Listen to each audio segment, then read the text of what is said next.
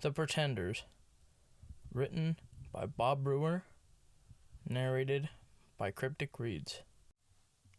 John scrunched his nose as death oozed through the foggy truck windows. A scent he'd never quite get used to. Frozen bodies piled off the sides of the winding road.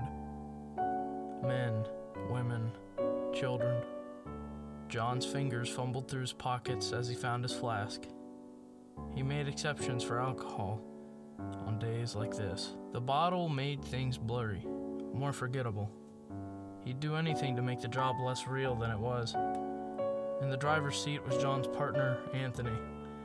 He was grim, stern, ethical. His dead eyes kept to the road and his mouth kept shut. He'd only ever said but 5 words to John.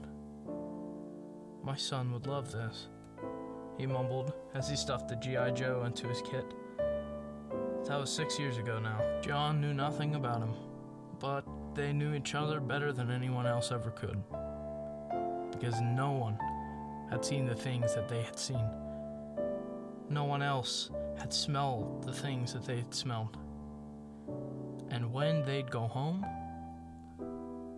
they'd both put on a smile and hug their children as if everything were just a bad dream.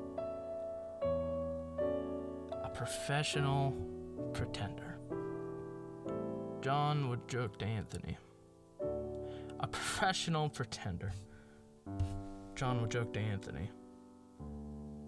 But flashes of corpses flickered through their minds in the dead of their sleepless nights. No matter how many pills they took, no matter how many bottles they drank, the sorrow stuck to them like glue. The only escape would be their own deaths, and they both knew it. They slowed to a stop in the tiny Colorado town of Sidewinder. A convoy of trucks gathered at the foot of the town. The engines gushed a collective purr, and the frosty winds nipped at John's wrists. 100 or so hazmat men grouped in silence as their boots sloshed in the wet snow. They didn't know why they were there. The government never told them much, and sometimes nothing. It was just one of those times. A man stood on the hood of one of the trucks. "Clear the houses. Find any survivors. Collect the bodies," he said. Then whimsically leapt off the hood, as if the bodies and the death and the misery had delighted him. The men around him stood idle, not moving a muscle. He turned to them with a grin. "Well, they won't bury themselves now, will they?" he asked. It seemed to do the trick. John and Anthony regrouped as the men flooded into the town. The two approached a cottage home and entered without hesitation. Books, papers, and food scattered across the creaky floorboards. The place looked like a pig pen, and the odor unbearable. Anthony yanked open kitchen cabinets for valuables and snacks. He always liked to get to them first. He dug through some cracker packs as John ascended the second floor where the bedrooms were. John twisted a brass knob and entered the room without a knock. The room was bare, as if the previous owners had just moved in. A couple of posters, a radio, and a notebook on a desk facing the room's only window, whose white curtain floated in the wind like a ghost. He strode to the notebook and began turning its pages. John squinted as he deciphered the chicken scratch. It was a diary, and it was nearly full. John flipped to the latest entry. January 7th, 1979. Pop gave me his locket, the one Mike wanted. I don't even want it. He said his dad gave it to him and he wanted to give it to me. When I asked why he didn't give it to my dad, he didn't answer me. I think he's mad at him. I wonder what Dad did. I mean, Dad can be mean sometimes, so maybe he was a bad kid to Pop when he was my age. He never listens to me because he's old and I'm just a kid. He always tells me to put food back where I found it at the store. I never get what I want because I don't think he has a lot of money. That's why we had to move away. I hate Colorado. It's cold and I have to put on a lot of shirts and jackets just to go outside. I miss home and I want to go back. I want to see my old friends. I I have no one to play with here, and Dad won't ever play with me. But I do have one friend. His name's Mickey. He's kind of weird and wears crutches on his hands, so we can't play catch.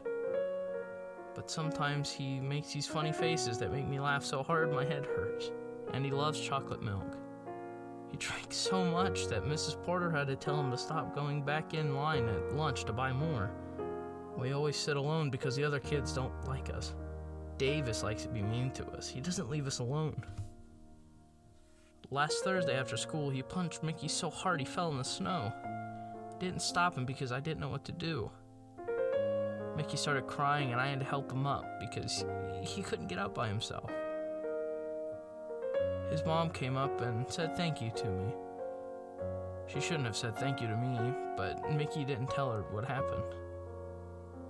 The next day, he wouldn't talk to me and I was alone again. We were supposed to have a sleepover that weekend. Dad even got me a sleeping bag so I could go. He asked me if Mickey had asked his parents, and I didn't know what to say, really. Now every time I go to school, I just want to leave. I don't have anybody to talk to, and it's so boring. Amy handed me a note on Friday, and it was from Kate. She asked me if I like her, but I don't like her because she's ugly. Mrs. Porter put us both in the same math group together. I tried to be nice, but she wouldn't even look at me. I don't want her to be my girlfriend, but I want to be nice to her because she's nice to everybody else. I think a lot of people will know I'm nice if they actually talk to me, but they don't because I'm new. I think a lot of people would know I'm nice if they actually tried to talk to me, but they don't because I'm new. Everyone likes Davis because he's loud and he talks a lot. No one else even has a chance to say anything. He says he won't watch the new Halloween movie, only because his dad won't let him, but I know it's because he's scared. What a baby. I watched it before we moved and didn't get scared one time. I wish the man in Halloween would go after Davis with his knife. But I don't want him to die. I just want him to learn his lesson. I bet he would cry like a little baby. But it's okay because I don't think I'll ever see him again soon. Dad told me the school called him on the telephone and said I didn't have to go back next week. He said there was a flu going around and that a lot of people were getting sick. I'm so happy that I finally get a break. Dad won't let me go outside, but he said he got a bunch of movies we can watch. I can't wait. I hope that when I go back to school that Mickey won't be so mad at me, because I miss him a lot. I'll write again soon. Thomas. John set the diary back on the desk and began scavenging the room for anything else he could find. He pulled open the bedside drawer and found a crumpled piece of notebook paper. The note from Kate. John grinned under his mask as he put the note back and left the room. A glow outlined one of the hallway doors. John heard buzzing as he pushed the door open. There was blood everywhere. The walls were covered with brains. 2 gray bodies laid in the tub. What was left of Thomas's head rested on his father's lap beside a magnum. A glimmer of light caught John's eye. It came from the boy's hand. He squinted. It was a locket. John pried it from his bloodless hand and shoved it into his kit. He heard Anthony's creaky footsteps as he crept up the stairs. Anthony took their legs, John took their arms. They stacked the two in the snowy front yard and marched towards the next house. John reached into his pocket and took a swig from his flask. Hey guys, thank you for watching this video. Thank you for making it this far.